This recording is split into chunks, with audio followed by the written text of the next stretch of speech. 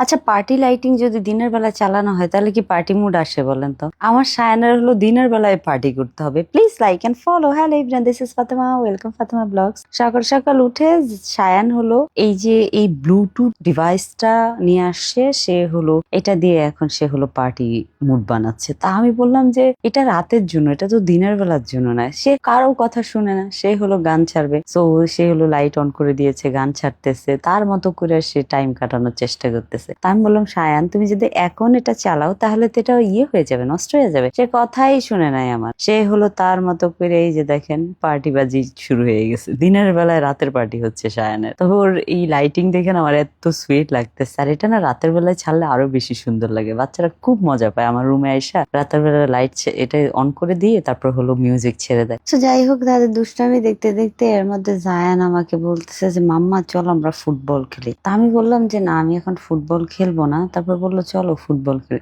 এখন ফুটবল খেলতে যে লিটারেলি বুঝছেন আমি পড়ে গেছি। পড়ে যেয়া ফিল হইলো যে আমি ব্যথা পাইনি, তার মানে আমি এখন বুদ্ধি হইনি। যাই হোক, বাচ্চাদের সাথে দুষ্টামি করতে করতে রান্না করে চলে আসতাম। আজকে অনেক কিছু আছে রান্না করার, তো সব কিছু রান্না করবো মজা করে। তা এখন হলো ওই মাছ ভুনাটা করেছি, তারপরে হলো সবজি দিয়ে হলো ফুলকপি দিয়ে আলু দিয়ে পটল দিয়ে রান্না করেছি। তারপরে হলো এখানে হলো সব রান্না মোটামুটি কমপ্লিট হওয়ার পরে এখন টেবিলে চলে যাব খাবার দিতে বাচ্চাদেরকে। তো খাবার রেডি করছি, বাচ্চাদেরকে ডাকলাম যে আসো খাবার খেতে আসো। তারা হলো খাবারের প্রতি একটু কমই ইন্টারেস্ট থাকে। তো আমি বললাম যে প্লিজ, যেহেতু খাবার রান্না করছি খাও। জায়ানের বেসিক্যালি কম ইন্টারেস্ট থাকে খাওয়ার প্রতি। আমার আর যারার হলো বাংলা খাবারের প্রতি মোটামুটি ভালোই ইন্টারেস্ট। সায়ানেরও কম ইন্টারেস্ট আছে। যাই হোক, আমরা হলো জায়ানকে আর সায়ানকে বসিয়ে দিলাম খাওয়াইতে। তো যারাও বসে গেল, তো সবাই মিলে খাবার দাবার খেয়ে আজকে হলো আবার আমার একটু গ্রোসারি করতে হবে। আমার বাসার কাজগুলো না আমিই করি, কারণ আমার করতে ভালো লাগে। আর আমার মনে হয় আমি আমার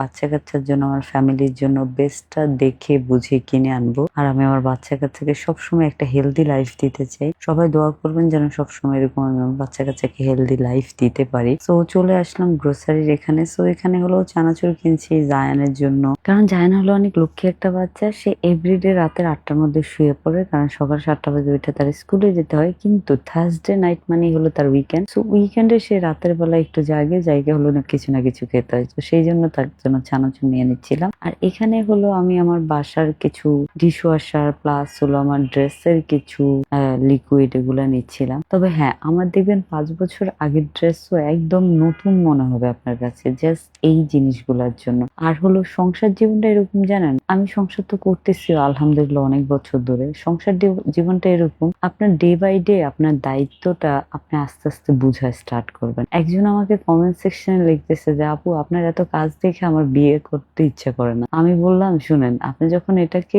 দায়িত্ব হিসাবে দেখবেন তখন আপনি এটাকে এনজয় করা স্টার্ট করবেন। হ্যাঁ, তবে আরেকটা সাজেশন দিব আপনাদেরকে, যারা এখনো বিয়ে করেন নাই, এখনো সিঙ্গেল আছেন, তারা হলো লাইফটা এনজয় করে নেন। বিয়ে করার পরে আপনার না চাইতে আপনার দায়িত্ব নিতে হবে, ওই দায়িত্বগুলো আপনার ওই সুইটলি মেনটেন করতে হবে। সো সবকিছু মিলে আজকে দিনটা খুবই ভালো গিয়েছে। Thank you so much for watching my video.